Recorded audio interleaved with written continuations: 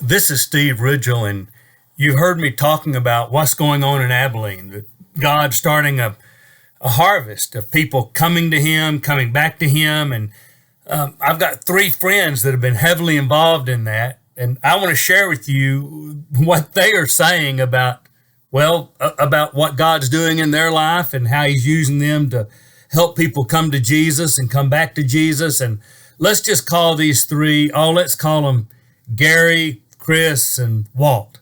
I call them that because that's the real names.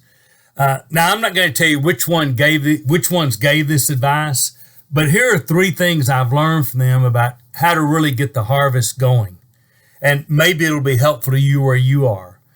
One of them said, what I want to do is just get up every day and say, God, how do you want to use me today? Boy, I love that. If every one of us would get up and say, God, here we are. Put people in my life. What do I do with them? Give me some guidance. Help me to be a servant here. Help me to say a word there. Help me to give a testimony here. Invite them there. If we just get up every day and say, God, it's going to be a great day. Excited to see what God's going to do, and He will do stuff. We've got to get up every day and say, God, what are you doing for me today? Another one of them said this, it's kind of good. I don't try to do anything. I just get up and try not to get in God's way. Part of me loves that. It's really easy with what's going on right now because people are already starting to say, so what are you doing? What's the plan? Can you give me the blueprint so we can export it here? I don't even have a plan at Hillcrest where I'm part-time on staff. I don't know a plan. I don't do plans. I do know we pray hard. We ask God to open doors. We plant seed. We water seeds. We ask God for courage to speak. And God gives the increase. God gives the harvest.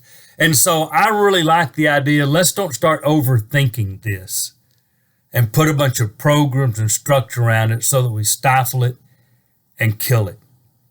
And so I appreciate that insight. And the other one I really like is real practical for people who are coming back to their Jesus journey or getting started on their Jesus journey or brand new Christians. Get better friends. And here's what he meant by that, and it's really good advice. You're going to be like the people you hang out with. And somebody said, wait, but Jesus hung out with sinners and tax collectors and prostitutes. Yes, He did. But He was calling them to Himself. And we want to be like Jesus, but we need to remember we're not Jesus. You spend all your time with people who are pursuing ungodly things, especially if you're pretty new to this walk or coming back to your walk, it's going to be hard to stay on the path you want to stay on. So you get new and different friends. We know people that we're trying to be intentional putting people in their life, or they're being intentional inviting people into their life who are pursuing Jesus. That doesn't mean they're perfect. That doesn't mean we won't all mess up sometimes, but it does mean I'm trying to be in life with people who want the same things I want.